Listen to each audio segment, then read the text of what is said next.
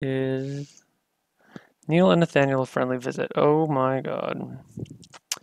All right, everybody, we are going to read this. There is a clause in my contract with Twitch that uh, certain things I'm not supposed to, certain levels of sexual content are not supposed to be displayed on stream, blah, blah, blah, blah, blah. So I may have to censor some parts if they get a little bit too explicit. Otherwise, I'm liable to lose my stream and all that fun legal stuff, la di da di da. So I'm gonna go ahead and do it that way, but quite short, doesn't make too much sense, but hey. Also follow me at Shippendale on Twitter if you'd like. Nathaniel, a friendly visit by Shippendale. Clad in a white t-shirt tightening around his explosive abdomen, a pair of denim jeans shackling his bootylicious posterior, Nathaniel knocked twice on the wooden door. No answer. He knocked again, harder, in hope of being let in. Oh my god, already we're flooded with sexual content. Still nothing.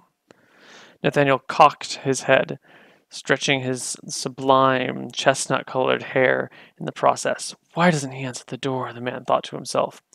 Curious and a little worried, Nathaniel decided to try and push the door open.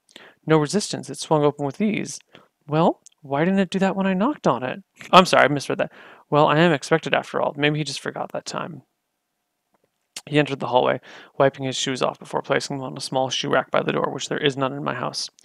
The house was awfully quiet.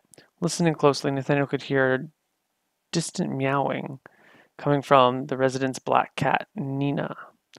At least they weren't out. At least they aren't out. Wouldn't want to leave her all alone. Now where is he?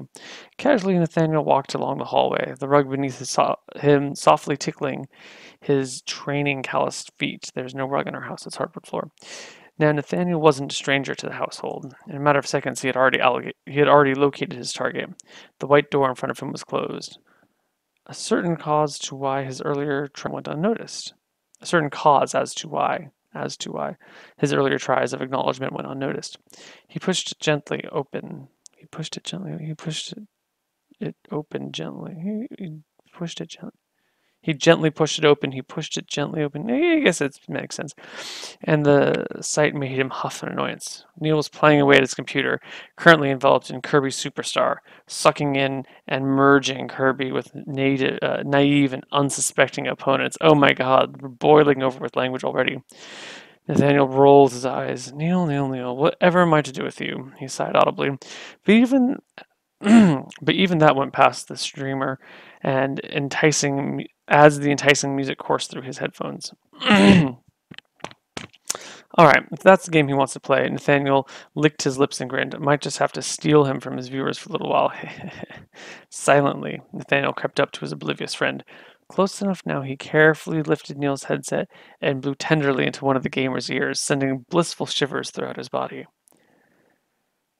Before he could react, Nathaniel preemptively embraced him from behind, growling softly, I'm here now, Neal. Finally, after such a long absence. Neal cocked his head, a slight blush spreading across his face. Nathaniel, I didn't hear you come in, he stammered, taken back by his friend's initiative. He quickly shut off the cam and sound. Nathaniel looked back at him. Yeah, so I've noticed. He released his tight grip and turned around, crossing arms. You left me hanging, Neal. Not cool. I'm sorry, he said. I completely forgot the time. He shifted from his seat and stood up, putting a hand on Nathaniel's shoulder. Please forgive me. This does not sound like me in the slightest. Nathaniel, however, stood perfectly still. It wasn't until Neal had turned around himself to punch at his keyboard in frustration that he acted. He clasped onto Neal's shoulders, dragging his upper body back and down, and a bit down onto his friend's ear. Queefing if not to forgive you? Queefing if not forgive you. If how you're going to repay me, he said playfully with a small mouthful of his friend. Question is not if you're going to forgive me, it's how you're going to repay me, he said playfully with a small amount of his friend. He tried to respond, but the sensation of being ravished overwhelmed him. Shh, just let it happen, Neal. Just let it happen. There's nothing wrong with what we're doing. But look, Neal was hushed by a gentle finger on his mouth. Doesn't need to know, he reassured the streamer. That he slowly started caressing.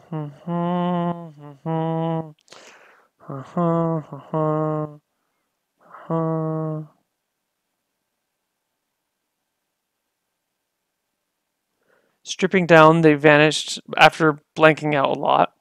Stripping down, they vanished under the covers, their escapades heralded only by an indifferent Nina, and the rest is history.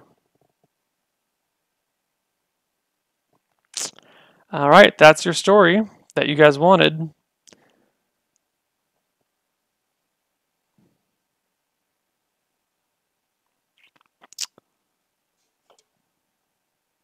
Shippendale wrote this.